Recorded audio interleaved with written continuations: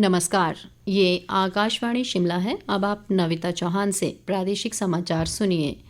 रक्षा मंत्री राजनाथ सिंह ने सीमा सड़क संगठन के लिए कार्यरत अस्थायी मजदूरों के लिए समूह बीमा योजना शुरू करने को मंजूरी दे दी है।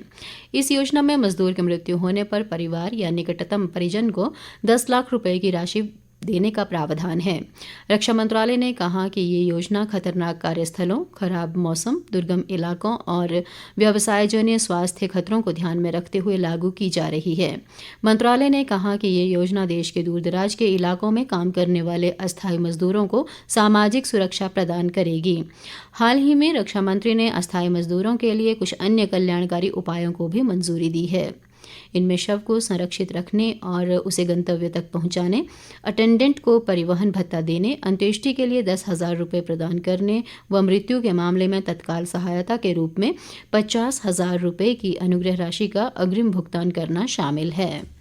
विकसित भारत संकल्प यात्रा केंद्र सरकार की लोक कल्याणकारी योजनाओं के बारे में गरीबों को जानकारी देने, उनके अनुभव प्राप्त करने और संभावित लाभार्थियों के नामांकन के उद्देश्य से शुरू की गई है। देश में ये यात्रा अब तक 12 करोड़ से अधिक लोगों तक पहुंच चुकी है। इस योजना के अंतर्गत लाभार्थियों को ऋण सब्सिडी की जानकारी भी दी जाती है। इसी कड़ी में केंद्रीय वाणिज्य व उद्योग राज्य मंत्री सोमनाथ प्रकाश ने सोलन के चिल्ड्रन पार्क में विकसित भारत संकल्प यात्रा के दौरान मुख्य अतिथि के रूप में शिरकत की।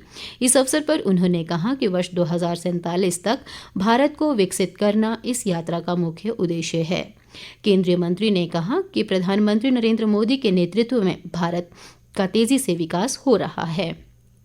इस दौरान स्वास्थ्य जांच शिविर लगाया गया व लोगों को आभा कार्ड भी वितरित किए गए। इसके अलावा लोगों को विकसित भारत की शपथ भी दिलाई गई व लाभार्थियों ने मेरी कहानी मेरी जुबानी के माध्यम से अपने विचार साझा किए।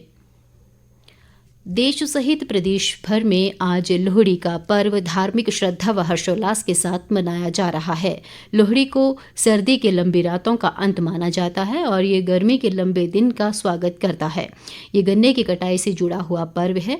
प्रदेश के निचले जिलों कांगड़ा, हमीरपुर, ऊना, बिलासपुर और मंडी में लोगों में लोहड़ी पर्व को लेकर काफ़ी उत्साह रहता है। शाम के समय लोग अलाव जलाकर तिल की रेवड़ियाँ, गचक और मूंगफली अग्निदेव को चढ़ाते हैं।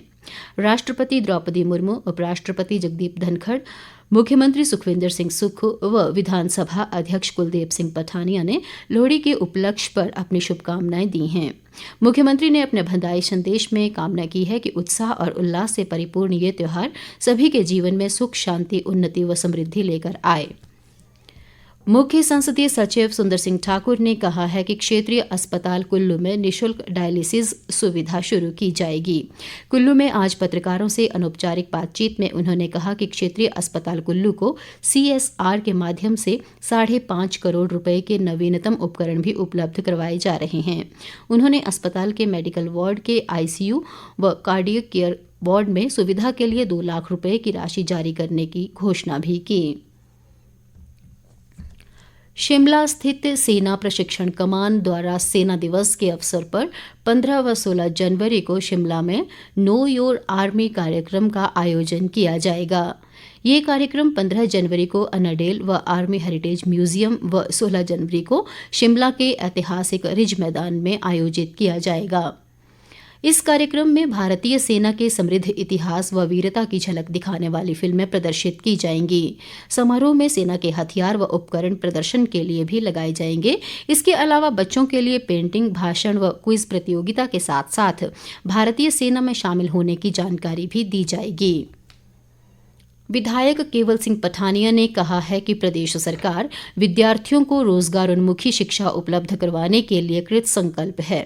कांगड़ा जिला के शाहपुर विधानसभा क्षेत्र की राजकीय वरिष्ठ माध्यमिक पाठशाला राजोल में 140 विद्यार्थियों को श्रीनिवास रामानुजन योजना के तहत टैबलेट वितरित करने के अवसर पर उन्होंने कहा कि शिक्षा के स्तर में सुधार लाने के लिए निरंतर प्रयास किए जा रहे हैं। उन्होंने कहा कि राज्य सरकार ने संपर्क साइंस टीवी प्रोग्राम के अंतर्गत डिजिटल माध्यम से शिक्षा प्रदान की अनूठी पहल की है। उन्होंने अध्यापकों से शिक्षा की गुणवत्ता पर विशेष ध्यान देने का आह्वान भी किया। इसके साथ ही प्रादेशिक समाचार का ये बुलेटिन समाप्त हुआ। नमस्कार।